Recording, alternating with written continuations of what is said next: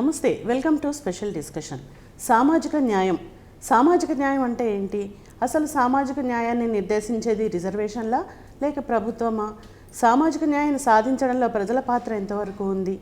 ఈ విషయాలను చర్చించడానికి ఈరోజు మనతో ఉన్నారు జస్టిస్ ఈశ్వరయ్య గారు. వారిని ముందుగా ఆహ్వానిద్దాం, వారిని అడిగి వివరాలని కూడా తెలుసుకుందాం. సార్ నమస్తే అండి. నమస్కారం. సార్, అసలు సామాజిక న్యాయం అంటూ మన రాహుల్ గాంధీ గారు భారత్ న్యాయ జోడో యాత్రని తీసుకొని దేశం అంతటా పర్యటించడం జరుగుతుంది. అసలు సామాజిక న్యాయం అంటే ఏంటంటారు? సమాజము మన ఈ భూప్రపంచం మీద సమాజంలో రకరకాల ప్రాణకోటి ఉంటుంది. అందులో ముఖ్యమైనది మనుషులు అంటే మనుషులకు ప్రతి మనిషి ఏం కోరుకుంటాడో, నాకు ఒక ఫ్రీడమ్ ఉండాలా, నాకు సమానమైన అవకాశాలు ఉండాలా, నాకు అందరితో సమానమైన పరువు ప్రతిష్టలు అవకాశాలు ఉండాలా అని అనుకుంటాడు. సో అందరికీ సమానమైన వనరులని, సమానమైన అవకాశాలని, సమానమైన ప్రాలబ్ధం ఉండడానికి ఈ సమాజంలో మనము ఒక రాజ్యాంగాన్ని రాసుకున్నాము. అంతకంటే ముందు ఒక సివిలైజేషన్ ఉంది. అది సివిలైజేషన్ ఉన్నప్పుడు ప్రతి మనిషి కోరుకుంటే ఏంది, నాకు సుఖం కావాలా, శాంతి కావాలా, నన్ను ఎక్స్ప్లాయిట్ చేయొద్దు, నన్ను దోసుకోవద్దు, నన్ను పీడించొద్దు, లేకపోతే ఎవడు పీడింపబడకూడదు అని అనుకుంటారు. అంతే కదమ్మా. అనుకున్నప్పుడు ఈ సమాజంలో అటువంటి యొక్క భావము ప్రతి ఒక్కరిలో ఉంటుంది.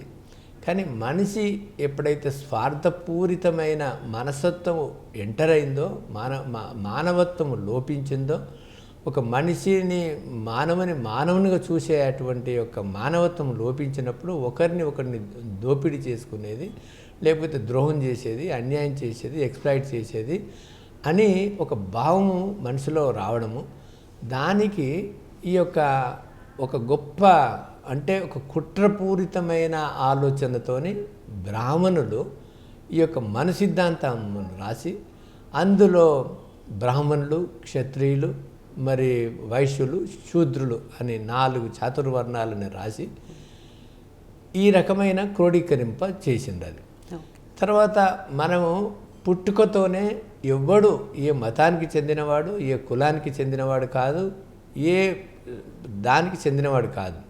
సో అందరూ సమానంగా పుడతారు ఈ ప్రపంచంలో. సమానంగా పుట్టినప్పుడు పుట్టుకతోనే నువ్వు ఎస్సీ, ఎస్టీ, బీసీ ఇది అని కాదు. అది ఒకప్పుడు అందరికీ సమభావన ఉన్నప్పుడు రకరకాలమైన వృత్తి మీద, ఒకరికొకరికి ఉపయోగపడే వృత్తి మీద బతికే వాళ్ళని, ఆ వృత్తినే వాళ్ళ కులాలుగా పరిగణించినారు. పరిగణించినప్పుడు ఎవరైతే చదువుకున్నారో ఆ చదువుకున్న వాళ్ళము, మేము చదువుకున్న వాళ్ళము కాబట్టి ఈ వృత్తి పని చేసే వాళ్ళు మా గురించి చేయాలా. సో ఇప్పుడు కొంతమంది నాయకులు చెప్తారు, కొంతమంది చెప్తారు, మేము పుట్టిందే ఏలడానికి, మీరు పుట్టిందే ఏలబడడానికి అని ఆ రకంగా చెప్పుకుంటారు. అది చాలా అది అమానుషం, అది మానవత్వం కాదు. అది సో ఈ రకమైన ఒక సమాజంలో సమానత్వం లేకుండా పోవడానికి ఈ యొక్క చాతుర్వర్ణ సిస్టము, ఈ యొక్క కుల వ్యవస్థ ఉండడం వల్ల తర్వాత మేము అందరికీ సమన్యాయం చేయబడట్లేదు. అందుకని బాబాసాహెబ్ అంబేద్కర్ మన రాజ్యాంగాన్ని రాసినప్పుడు మీరు ప్రియాంబిల్ చూడండి, మనము భారతదేశ పౌరులము, భారతదేశాన్ని ఒక సార్వభౌమాది సర్వసత్తాక దేశంగా, సెక్యులర్, సోషల్, డెమోక్రటిక్ రిపబ్లిక్ని అందరికీ జనులకు to secure all it's citizens, ప్రజలందరికీ సామాజిక ఆర్థిక రాజకీయ న్యాయము ఈక్వల్గా రావాలని, తర్వాత లిబర్టీ, ఈక్వాలిటీ, ఫ్రెటర్నిటీ అన్నదమ్ముల వల్ల మెలగాలని, దానికి article 14 equality before law, article 15(4) special reservations for the మిగతా ఎన్నో విషయాల్లో, తర్వాత స్పెషల్లీ ఎడ్యుకేషనల్ ఇన్స్టిట్యూషన్స్లో ఆర్టికల్ 16లో ఉపాధి విషయములలో ఉద్యోగాలలో రిజర్వేషన్స్, ఎడక్వేట్ రిజర్వేషన్స్. మీరు ఆర్టికల్ 16 చూస్తే బ్యాక్వర్డ్ క్లాసెస్ అని ఉంటుంది. బ్యాక్వర్డ్ క్లాసెస్ అంటే schedule caste, schedule tribes, social education backward classes.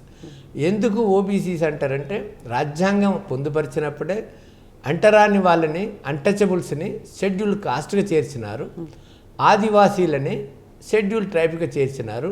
So వాళ్ళిద్దరు కూడా బ్యాక్వర్డ్ క్లాసెస్ ఉంటే ఇంకా మిగతా బ్యాక్వర్డ్ క్లాసెస్ ఎవరు అన్నప్పుడు ఆర్టికల్ 340 ప్రకారం Babasaheb Ambedkar socially educationally backward క్లాసెస్ని గుర్తించడానికి ఆర్టికల్ 340, దాని తర్వాతనే ఆర్టికల్ 15(4) అమెండ్ అయింది 1951లో, first constitution amendment. Social education backward classes SC STs కూడా reservations in the education institutions కల్పించాలని. అందుకని ఇప్పుడు రిజర్వేషన్స్ అనేది ప్రజల ద్వారా వస్తుందా, ప్రభుత్వాల ద్వారా వస్తుంది కాదు, రాజ్యాంగం ద్వారా వస్తుంది. అది రాజ్యాంగం అని అమలు పరిచినప్పుడు వస్తుంది, అది రాజ్యాంగ స్పృహ ఉన్నప్పుడు వస్తుంది. రాజ్యాంగ స్పృహ ప్రజలకు ఉండాలా, పాలకులకు ఉండాలా. కాబట్టి రాజ్యాంగ స్పృహ లేని ఈ ప్రజలైపోయినరు, పాలకులు ఆటోమేటిక్గా ఎక్స్ప్లాయిట్ చేసుకుంటారు. ఎందుకంటే మేము వాళ్ళనే భారతదేశం స్వాతంత్రం వచ్చినప్పటి సంది మీరు చూసినట్లయితే 95% బ్రాహ్మణ్స్లే ముఖ్యమంత్రులు, గవర్నర్లు ఉన్నారు. దాని తర్వాత బ్రాహ్మణుల తర్వాత క్షత్రియులు ఉన్నారు, తర్వాత బనియాస్ ఉన్నారు, దాని తర్వాత ఇప్పుడు కూడా ఇంకా ఆధిపత్యం వాళ్ళదే నడుస్తూ ఉంటుంది. తర్వాత క్షూద్రులైనా కూడా మీరు సౌత్ ఇండియాలో రెడ్డిస్ క్షూద్రులే, తర్వాత చౌదరి క్షూద్రులే, కానీ వాళ్ళు ఎక్స్ప్లాయిటెడ్ అంటే క్షూద్రులని అందరికంటే ఎక్కువ ఎక్స్ప్లాయిట్ చేసే కులాలు ఇక్కడ ఉన్న అగ్ర కులాలు, వాళ్ళు క్షూద్ర కులాలే అవి కూడా. నార్త్ ఇండియాలో ఈ వీళ్ళు బ్రాహ్మణులు బనియా క్షత్రియులు ఎక్స్ప్లాయిట్ చేస్తున్నారు, కానీ సౌత్ ఇండియాలో మాత్రం వీళ్ళే ఎక్కువ ఎక్స్ప్లాయిట్ చేస్తుంటారు. మనం చూసినట్లయితే మీరు చూస్తే ఇప్పుడు కమ్మరాజ్యం, లేకపోతే రెడ్డి రాజ్యం, లేకపోతే వెలమ రాజ్యమే, కానీ బీసీల రాజ్యం అయితే రావట్లేదు కదా. ఎందుకు రావట్లేదు? మనం ఓన్లీ 0.5% అంటే సగం పర్సెంట్ లేని వెలమలు వెళ్ళినారు, 3% ఉన్న కమ్మలు వెళ్ళినారు, 4-5% ఉన్న రెడ్లు వెళ్తున్నారు. కాబట్టి స్పృహ ఎవరికి లేదు. ఇప్పుడు వేలేవానికి ఎందుకు ఉంటుంది స్పృహ? మేము ఎక్స్ప్లాయిట్ చేయాలి వాళ్ళని, వాళ్ళ ఉద్యోగాలు, వాళ్ళ పొలిటికల్, ఎకనమిక్, తర్వాత రాజకీయ అధికారం మేమే అనుభవించాలి. వాళ్ళని మాకు అబ్జెక్షన్, మన ఓన్లీ చెమటోడ్చి కష్టపడి దేశ అభివృద్ధికి వాళ్ళు పాటుపడాలి, కానీ మేము మాత్రం ఎయిర్ కండిషన్లో ఉంటామని అనుకుంటారు వాళ్ళది. అందుకని ఈ సామాజిక న్యాయం రావడానికి ప్రజలలో ఒక పెద్ద చైతన్యం రావాలి, ప్రజలలో ఒక పెద్ద అంటే ఒక రెవల్యూషన్ రావాలి, ఒక ఆలోచన విధానం మారాలి అది. కాబట్టి ఈ సమాజాన్ని స్థాపించడానికి, సామాజిక న్యాయం రావడానికి ప్రభుత్వాలు పాటుపడాలా. ప్రభుత్వాలు పడినా పడకపోయినా మన ఓటు హక్కు ద్వారా ప్రజలు సామాజిక న్యాయం వైపు ఓటింగ్ ప్యాటర్న్ జరగాలని నా అభిప్రాయం. Right sir. అయితే ఇప్పుడు బాబాసాహెబ్ అంబేద్కర్ ఇచ్చింది సామాజిక న్యాయాన్ని ఆశించి అది జరుగుతుందనే నమ్మకంతో రిజర్వేషన్లని ప్రతిపాదించారు. అయితే ఇప్పుడు ఈ సామాజిక న్యాయాన్ని రిజర్వేషన్లు శాసిస్తున్నాయా, లేదా అంటే ప్రభుత్వాల్లో చిత్తశుద్ధి లేకపోవడం వల్ల ఈ సామాజిక న్యాయం అనేది జరగట్లేదా? రెండిట్లో ఏది సమంజసం అంటారు, ఏది కరెక్ట్? మీరు ఒకసారి అంబేద్కర్ని అర్థం చేసుకుంటే, రాజ్యాంగాన్ని అర్థం చేసుకుంటే, రిజర్వేషన్స్ దేనికి? రిజర్వేషన్స్ ఒక ఈక్వాలిటీ అంటే వాడు చిన్న చాలా అంటే కడు బీదస్తులు ఉంటాడు, చదువు రానోడు ఉంటాడు, వాడికి ఎక్కువ వసతులు ఉంటాయి, అన్నీ వాడు ఉన్నవాడికి అన్ని వసతులు ఉంటాయి. కాబట్టి ఇద్దరిని సమానంగా చూడాలంటే వీనికి కొన్ని అవకాశాలు కల్పించాలి.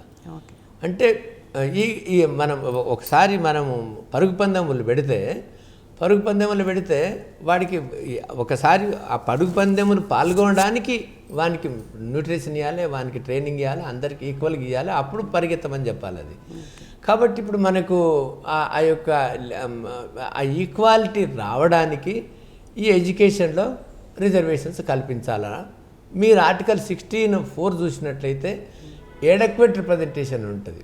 ఎడక్వేట్ రిప్రజెంటేషన్ ఉంటే మా జనాభా ఎంతనో మాకంత ప్రాతినిధ్యం ఉండాలి. రిజర్వేషన్స్ అనే మాట మనం తప్పుడు అర్థం చేసుకుంటున్నాం, పాలకులు కూడా ప్రజలు కూడా.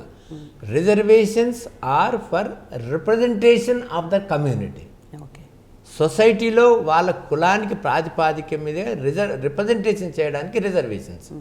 కాబట్టి రిజర్వేషన్స్ అనేది మనకు దానం కాదు, భిక్ష కాదు, లేకపోతే మనకి ఇచ్చిన స్పెషల్ ఇది స్టేటస్ కాదు. అది మా యొక్క ఆస్తిని. ఒక కుటుంబంలో 5 కొడుకులు ఉంటారు. కుంటోడు ఉంటాడు, గూనోడు ఉంటాడు, చెవిటోడు ఉంటాడు, చదువుకున్నోడు ఉంటాడు, చదువు రాను ఉంటాడు. తండ్రి అందరికి సమానమైన ఆస్తి పంచిస్తాడు. అట్లనే ఈ డెమోక్రటిక్ కంట్రీలో, ఈ ప్రజాస్వామ్యంలో ప్రజల యొక్క ప్రతినిధులు, ఎందుకంటే దిస్ ఈజ్ ఇట్ ఈజ్ ప్రజాస్వామ్యంలో ప్రజలు పాలకులు, ప్రజలు మాస్టర్లు, ఉద్యోగస్తులు అందరూ కూడా they are government servants, they are servants of the people. Chief minister కానీ, చీఫ్ జస్టిస్ కానీ, ఈవెన్ రాష్ట్రపతి కానీ servant of the people. Servant is the master. కాబట్టి సర్వెంట్కు మేము ప్రజల జీతగాళ్ళమని ఒక స్పృహ ఒక ఐఏఎస్ ఆఫీసర్కి లేదు, ఐపీఎస్ ఆఫీసర్కి లేదు, ఏ ఉద్యోగస్తునికి కూడా లేదు. మేము మాస్టర్లము, వాళ్ళు ఇట్లా అన్న ఒక భావం ఏదైతే వాళ్ళకి మైండ్లో వచ్చిందో అది మార్చిన రోజు నిజంగా సామాజిక న్యాయం వస్తుంది. ఓకే. అయితే ఇప్పుడు ఎస్సీలు, ఎస్టీలు, బీసీలు ఎవరైతే ఉన్నారో వాళ్ళకి సామాజిక న్యాయం అనేది అమలవుతుందంటారా? ఎస్సీలకు అమలు అవ్వట్లేదు, ఎస్టీలకు అమలు అవ్వలేదు, బీసీలకు అమలట్లేదు, ఏ రిలీజియస్ మైనారిటీస్ కూడా అమలు అవ్వట్లేదు, ఈవెన్ అగ్రకుల పేదలకు కూడా అమలు అవ్వట్లేదు. ఇక్కడ ఉన్నది ఓన్లీ వాడు ఉన్నవాడు లేనివాడు, అంతేగాని ఎవ్వడికి అలవాట్లేదు. ఇప్పుడు రిక్షా పుల్లర్ ఉన్నాడు, రెడ్డోడు లేడా, వెలుమోడు లేడా, కమ్మోడు లేడా, కాపోడు లేడా, ఎస్సీ ఎస్టీలు బీసీలు వాళ్ళు కూడా ఉన్నారు కదా. వాడు రిక్షా పుల్లరు, వాడు చిన్న కులస్తుడు ఉంటే, రాజు ఉంటే వాడు తీసుకొని పోయి ఈక్వల్గా వాడి టేబుల్ మీద వానికి టిఫిన్ పెట్టాడు, అన్నం పెట్టాడు కదా. వాడు విచక్షణ జ్ఞానంతోనే చూస్తున్నాడు కదా. కాబట్టి ఇది న్యాయం అనేది ఎక్కువ ఎస్సీలకు చాలా వరకు ఎస్సీలకు జరగట్లేదు, ఎస్టీలకు జరగట్లేదు.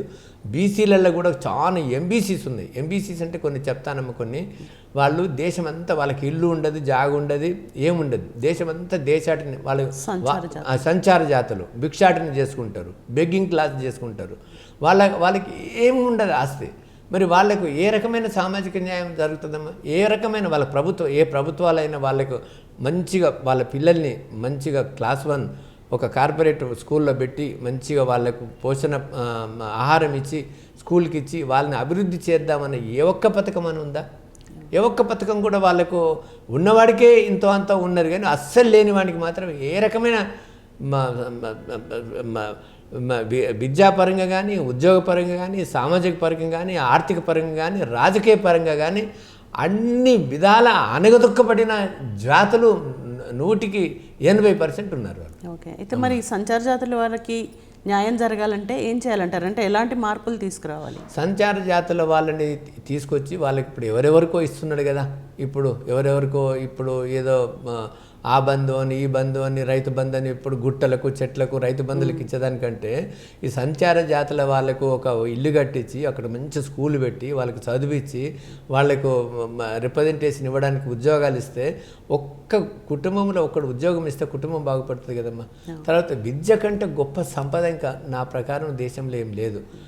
మంచి విద్యా విధానము అందరికి చేస్తే ప్రపంచంలో ఎక్కడైనా సెటిల్ కావచ్చు వాడు. అది కాబట్టి మంచి విద్య, ఆరోగ్యం ఈ రెండింటితోనే మొత్తం సమాజం నలిగిపోతుంది. కాబట్టి విద్య, ఆరోగ్యము, నాణ్యమైన విద్య, ఆరోగ్యం ఇచ్చి బడుగు బలహీన వర్గాలని మనం అభివృద్ధి చేయవలసిన అవసరం ఉంది. చేయడానికి పథకాలు ఉన్నాయి, చేసేటువంటి సదుద్దేశం ఉంటే చేయొచ్చు వాళ్ళకు. అదంతా ఎందుకమ్మా? ఫర్ ఆంధ్రలో ఇంగ్లీష్ మీడియం పెడితే ఈ ఉన్నత వర్గాల వాళ్ళు కమ్మోళ్ళు, కొంతమంది వీళ్ళు గొగ్గోలు పెట్టినారు. వాళ్ళ పిల్లలేమో ఇంగ్లీష్ మీడియం చదివించుకుంటాడు.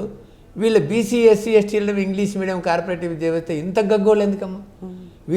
ఇంగ్లీష్ విద్య అయితే వాళ్ళు గ్రాడ్యుయేషన్ అయినాక వాళ్ళు ఎక్కడ ఏ దేశంలోనే పోయి సెటిల్ అవుతారు. అంటే మనం బీదోళ్ళేమో తెలుగు భాషను కాపాడాలి, ఉన్నోడు మాత్రం వాడు ఎక్స్ప్లాయిట్ చేసేసుకుని దేశమంతా వాడు ఎక్కడైనా పోయి మంచిగా సెటిల్ కావాలి. అంటే ఈ రకమైన ఉద్దేశం ఎట్లా అంటే ఏదైనా సంకుచిత భావంతోని కొన్ని విషయాలు బీదోళ్ళే పాటించాలా, కానీ ఉన్నోడు పాటించాడు ఎవడు. ఈ సూపర్ స్టిషన్స్ అన్నీ, ఈ మూఢనమ్మకాలన్నీ వీళ్ళందరూ కూడా ఎట్లా సమాజాన్ని రుద్దినారంటే, ఈ బీసీలు, ఎస్సీ, ఎస్టీ, బీసీలు, బలహీన వర్గాలకు, డిఎన్టీలు వాళ్ళకే ఈ సూపర్ స్టిషన్స్ అంటగట్టేసి వాళ్ళు ఎక్స్ప్లాయిట్ చేస్తున్నారు దేశంలో. అయితే ఇప్పుడు రాహుల్ గాంధీ గారు న్యాయ జోడో యాత్ర చేస్తున్నారు సామాజిక న్యాయం అనే నినాదంతో. సో ఇది ఏ విధంగా అసలు మన దేశంలో అమలవుతుంది అంటారా? ఆయన నినాదం ఎంతవరకు వెళ్తుంది? రాహుల్ గాంధీ గారమ్మ, మేము 13th జనవరి నాడు ఈ రాహుల్ గాంధీ భారత్ జోడో న్యాయయాత్ర స్టార్ట్ చేసిన తర్వాత మేము కాంగ్రెస్ని క్రిటిసైజ్ చేసినంత, బీజేపీని క్రిటిసైజ్ చేసినంత ఏ పార్టీని చేయలేదు మేము ఇప్పుడు దాదాపు 1 year 2 years నుంచి.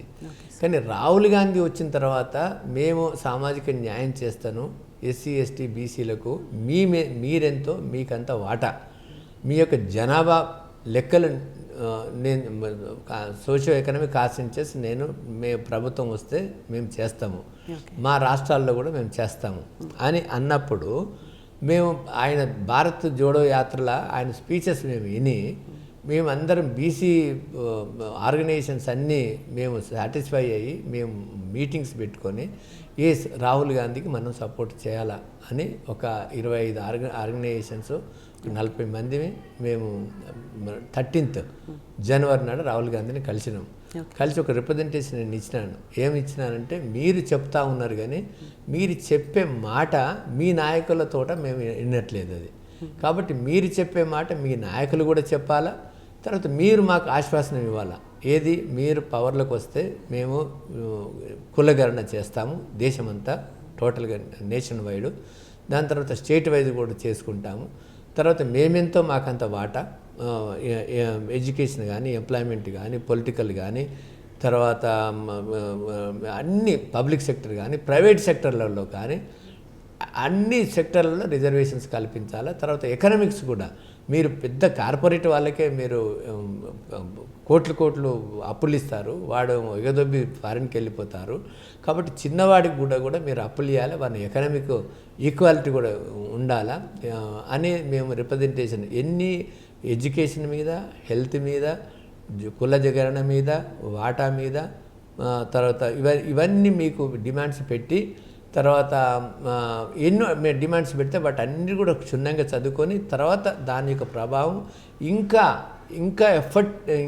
అంటే ఎసెప్టివ్గా మిగతా యాత్ర చేసినప్పుడు కూడా చెప్పినాడు. కానీ మేము చేస్తున్నది అంటే దేశమంతటా రాహుల్ గాంధీ పార్టీలో ఉన్నటువంటి అతను ఎవరు, నిన్ననే అతను ఒక పెద్ద లీడరు. ఏంది రాహుల్ గాంధీ మాట్లాడుతున్నాడు, కులగణాన్ని మాట్లాడుతున్నాడు, ఈ వాళ్ళకు ప్రపోర్షనేట్ షేర్ అది ఎట్లా వీలు అవుతుంది, అది వీలు కాదని ఆ పార్టీ కూడా కొంతమంది, తర్వాత పార్టీలకు వెళ్ళి కొంతమంది వెళ్ళిపోతున్నారు.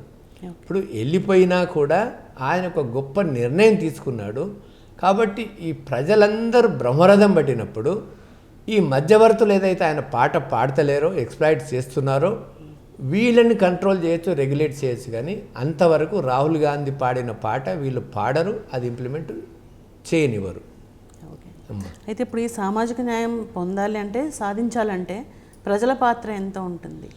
ప్రజలు ఇప్పుడు మనము ఇండియా కూటమి, ఇండియా గఠబంధన్, తర్వాత బీజేపీ వాళ్ళ యొక్క పార్టీ, వాళ్ళ యొక్క గఠబంధన్ ఉన్నప్పుడు మాకు సామాజిక న్యాయం చేయడానికి, మా డిమాండ్స్ అన్నీ తీర్చడానికి వాళ్ళ మేనిఫెస్టోలో ముందుకు పెట్టి వస్తున్నప్పుడు వాళ్ళు చేస్తారా చేయకపోయినా కూడా ఇద్దరు శత్రువులే. ఇదివరకు మనకు బీజేపీ పెద్ద శత్రువు, కాంగ్రెస్ కూడా పెద్ద శత్రువే. కానీ కాంగ్రెస్ ఈరోజు దిగి మన పాట పాడుతున్నప్పుడు ఖచ్చితంగా బీజేపీని ఓడగొట్టి, వాళ్ళ కూటమిని ఓడగొట్టి ఇండియా కూటమికి అయితే సపోర్ట్ చేయాల్సిన అవసరం ఉంది కదా. కాబట్టి మేమందరం నిర్ణయించుకుందంటే ఇండియా కూటమికి సపోర్ట్ చేయాలా. తర్వాత మనకు ఎందుకంటే ఇండియా కూటమికి సపోర్ట్ చేయడానికి 3-4 రీజన్స్ ఉన్నాయి. ఒకటి, రాహుల్ గాంధీ ఓపెన్గా సామాజిక న్యాయం గురించి, కులగణన గురించి, మన జనాభా ప్రాతిపదిక మీద ఉండి, తర్వాత 50% రిజర్వేషన్స్ అయితే క్యాప్ ఉందో అది కూడా వెత్తేస్తానని చెప్పి, తర్వాత ఎకనామిక్ జస్టిస్ కూడా ఇస్తానని చెప్పి, అంటే మీకు ఈవెన్ రాజ్యాంగాన్ని కూడా మీకు అనుకూలంగా మలచడానికి, ప్రొటెక్ట్ చేయడానికి ప్రయత్నం చేస్తున్నందుకు అదొకటి. తర్వాత బీసీలలో జనరల్గా చూస్తే మీరు ఆర్జేడీ కానీ, ఏది తేజస్వి యాదవ్ లాలు కానీ, తర్వాత అట్లే అఖిలేష్ కానీ, అట్లే స్టాలిన్ కానీ, సో బీసీలు కూడా చాలా వరకు ఈ ఇండియా గఠబంధన్తో ఉన్నారు. తర్వాత ఇండియా గఠబంధన్కు మాకు బీసీ యొక్క డిమాండ్స్ మేము నెరవేరుస్తున్నాము అన్నాను. కాబట్టి ఇండియా గఠబంధన్కు బాహటంగా మేము భారతదేశం అంతా అన్ని majority of the BC organisations చేస్తూ ఉన్నాయి, SC ST OBC even minorities organisations కూడా చేస్తూ ఉన్నాయి. ఓకే, అయితే ఇప్పుడు కాంగ్రెస్ పార్టీ అనేది మొదటి నుంచి సెక్యులరిజం మీదే బేస్ అయ్యి వచ్చింది పార్టీ, అది ఇప్పటికీ కొనసాగిస్తోంది కదా. సో కానీ ఎందుకని ప్రజల సపోర్ట్ అనేది వాళ్ళకి ఎక్కువగా దొరకట్లేదు? వాళ్ళు ప్రాక్టికల్గా మీరు సెక్యులర్ పార్టీ అది కాంగ్రెస్ పార్టీ మొదటి నుంచి, కానీ వాళ్ళు ఇన్నేళ్ళు రాజ్యం వేయలేండి కదా, ఇన్ని రాష్ట్రాలు మనం ఆంధ్రప్రదేశ్ ఇన్నేళ్ళు రాజ్యం వేయలేండి సెక్యులర్ పార్టీ. ఇక్కడ బీసీలకు ఎంత చేరుస్తున్నారమ్మా? మనకు ఎమ్మెల్యే ఇస్తే మన ఎమ్మెల్యే ఎన్నికలు అయితే అసెంబ్లీ ఎన్నికలు అయితే ఎన్ని సీట్లు ఇచ్చినారు ఇక్కడ? అది ఇప్పుడు పక్క రాష్ట్రంలో 50% ఎస్సీ ఎస్టీ ఓబీసీకి ఇచ్చినారు, ఇక్కడ ఎందుకు ఇవ్వలేదు? అట్లనే వీళ్ళ రాజ్యం వెళ్ళినటువంటి కర్ణాటకకి ఎందుకు ఇవ్వట్లేదు? అది కర్ణాటక కొంత మార్పు వస్తుంది, కానీ వీళ్ళు చెప్పడం ఒకటి, ఈ ఇంప్లిమెంట్ చేసే విధానంలో అక్కడ అంటే ఆనెస్ట్గా సిన్సియర్గా ఇంప్లిమెంట్ చేయలేదు. కాబట్టి ప్రజలు కాంగ్రెస్కి తర్వాత కొన్ని కారణాల వల్ల వాళ్ళు ఎవరైనా కూడా కొన్ని తప్పులు చేస్తారు, ఆ తప్పుల వల్ల బీసీలు వాళ్ళకి దూరమైనారు.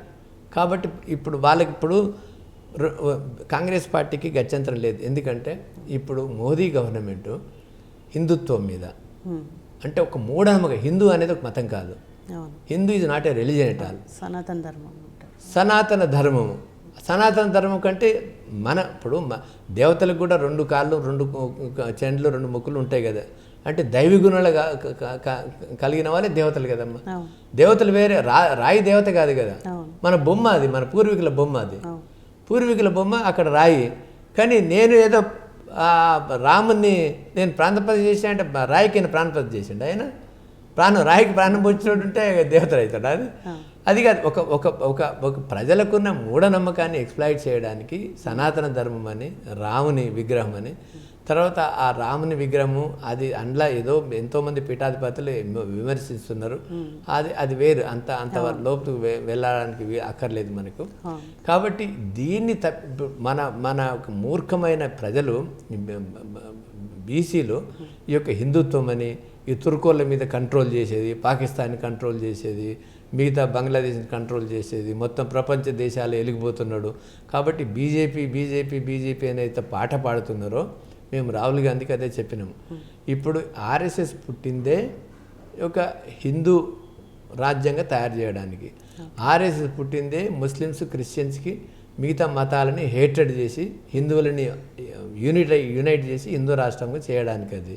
కాబట్టి ఇది బీసీ ఎస్సీ ఎస్టీలకు మైనార్టీస్కు ఇది వ్యతిరేకమైన పార్టీ, ఇది దేశ శ్రేయస్కరం కాదు. ఇది ఈ రకంగానే చేసినట్లయితే ఈ భారతదేశంలో సివిల్ వార్స్ వస్తాయి, రక్తపాతం జరుగుతుంది, దేశాభివృద్ధి జరగదు. కాబట్టి మేము ఇండియా గఠబంధన్కు, మీరు ఇండియా గఠబంధన్ అయితే చేసినారో మేము అప్రిషియేట్ చేస్తున్నాము. దాన్ని మీరు ఖండించాలని అంటే అప్పుడు మనం మండల్ని కమండల్ ద్వారా ఎట్లా ఖండించారో ఇప్పుడు మీరు ఆ కమండల్ని ఇప్పుడు ఈ యొక్క హిందుత్వాన్ని మీరు ఖండించాలంటే ఇప్పుడు సామాజిక న్యాయం అనేది మీరు ఇదే ఒక పెద్ద మీకు బ్రహ్మాస్త్రం.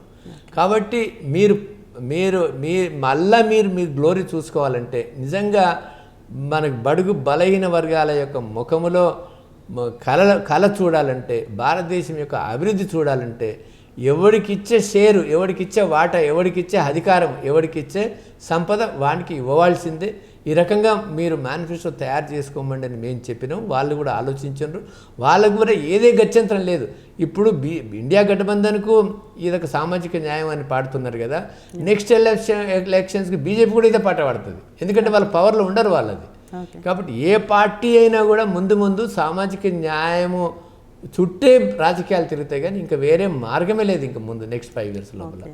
సార్ చివరిగా చెప్పండి, ఇప్పుడు రీసెంట్గా ఎన్వి రమణ గారు, రిటైర్డ్ జస్టిస్ ఎన్వి రమణ గారు రైతులకు కూడా రిజర్వేషన్లు కల్పించాలి అంటూ ఒకటి ప్రతిపాదన తీసుకొచ్చారు.